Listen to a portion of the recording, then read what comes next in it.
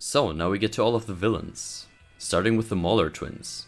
The Mauler twins are pretty cool overall. They're your basic meanie heads, very grumpy and evil and stuff. When we crush the Guardians of the Globe and kill the President, no one will be left to stop us. What are you doing? Even Frankenstein needed an extra kick to come to life. Yeah, basic stuff. The best thing about them is their dynamic and how they interact with each other. It makes for some pretty entertaining moments. What now? I don't know. He should just be alive. He's not. You're so observant. But besides that, they don't have a lot going for them. They're not particularly strong for superhero standards. They don't have a great motivation to do anything. Their first goal is to kill the president, for some reason. I have no idea if they are intrinsically motivated or if they were just paid to do that. This was always the plan. The President is targeting us, so we shatter the illusion of his safety.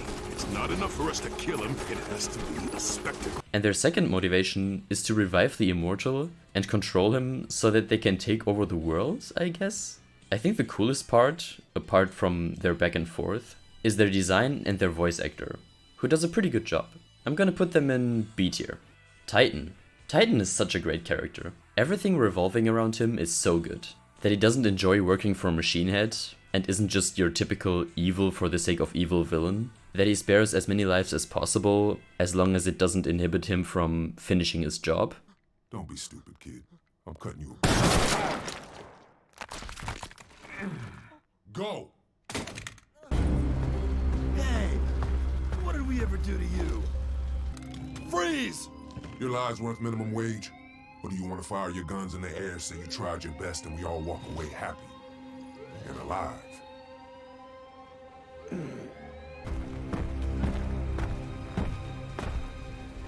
There's a place on 3rd and Parkland. They'll put you up for a few weeks. That he has a reasonable and totally understandable motivation for what he does, even though he doesn't enjoy causing all that distress. The fact that he functions as a sort of gateway for us to get to know the poorer people in the world and what those people are dealing with is very nice. Why would I help you? You're a criminal. You don't even know what that word means. Pretty sure I do. No, you don't. I'm not a criminal. I just owed one money and now I can't get out. And his team up with Mark in episode 5 is pretty great. I also really like both his design and his voice. I'm very excited about what he's going to do next, now that he's the new crime boss of his city. I'm gonna make the city better for a lot of people. But some people come first. Great fucking character. A tier. Machine Head. This is a very fun character. He's got that great combination of arrogance and goofiness, which is elevated even more by his ridiculous autotune voice. Nah. It was one fucking time. I said. Shut the hell up! Sure you do. Come on, like you're gonna go clean? Work the fry station at Burger Mart? That ship has sailed, amigo. From the few lines of dialogue we're given, it paints a very clear picture of his personality. He's not a very deep character at all, but I think in terms of behavior and demeanor, he is much better than say the Mauler twins or many other villains in this show. Pretty funny character. All of his scenes are very fun to watch. The design is very cool as well, and what I really like about him is that he doesn't fulfill the typical cliché crime boss stereotype. I know where your family lives, and that means you work for me until I say you're fucking done. I'm never letting you go! Plus now you gotta pay for the desk too. This was imported Italian maple. I also knew exactly when you and this giant pile of shit would walk in here and ruin my doors. Also Italian maple, by the way. He cannot fight for himself, but he believes that he's untouchable because of his financial power, and that's where his overly confident behavior comes from. I'm out of my league. Except I've got money! I'm not sure if we will see more of him in the next seasons, but I'm still very happy with what we got from him in this season. B tier. So let's talk about Slash, or the leader of the Flaxans. I'm gonna put him in D tier. Yeah, I don't think I need to explain myself for this one. This dude is just super boring. He wants to take over / destroy Earth with all of his goons, and he fails 3 separate times. His design is whatever. I guess his coolest look was that final one with the huge mech suit. I just hate the Flaxans. They are so uninspired and boring. And Slash is also just as boring as them. Very one-dimensional, just an evil green alien boy. Just bad, just bad. D tier for sure. Lottie boy! So we get to Dr. Seismic. I also think this guy is pretty bland. His design does look alright, and his powers are pretty cool. Probably the best part of his entire character. All his fight scenes look pretty cool as well.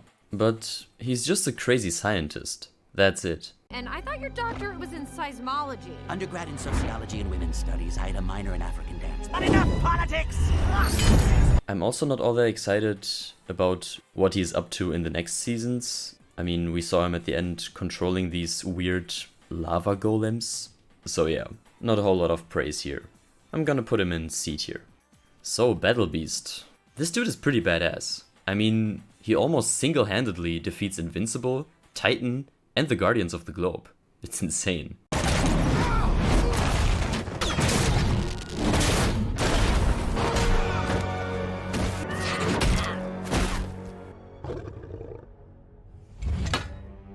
And his voice is also great. I'm a big fan of strong and capable beings that actively look for tough opponents to have a cool fight with. It's a thing I've always appreciated when a character had that aspect to him. I was promised this world offered worthy opponents. But oh, how you disappoint. Killing you is an act of mercy. This battle is beneath me. There is no honor in killing insects.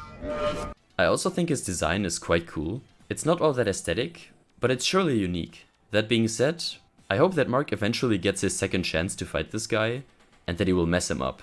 He goes in C tier. Even though he's cool, he's also just not very present, so yeah. He might get into B tier, depending on how he develops in the next seasons. Yeah.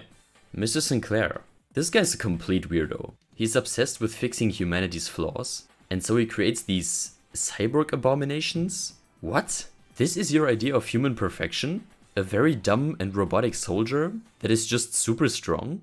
That's it? All human failings are simply engineering challenges crying out to be solved. We're machines, and the sooner we recognize that, the sooner we'll reach our true potential. What about our intelligence and our abilities to work together? Was it a big flaw of humanity that we have complex thoughts and that we can achieve amazing feats as a collective? This guy is just crazy for the sake of crazy. How would an actual scientist come up with such a stupid conclusion and devote his entire life to turn humans into these lifeless cyborg soldiers? Invincible! He's turning people into those things! You make me sound like a monster. I'm not turning people into anything. I'm fixing humanity's weaknesses. Like, what's your end goal here? What are you trying to do? This guy is just a huge joke in my eyes. His whole goal is pretty illogical. I genuinely don't understand how he got to that conclusion about humanity, even if he's supposed to be crazy. This is just a bad and stupid motivation. He's also a major part of the worst episode of this first season. So I think D tier is fine actually. I don't think he's better than Slash. At least Slash doesn't have any holes within his motivation and he's just a stupid alien guy who wants to take over Earth.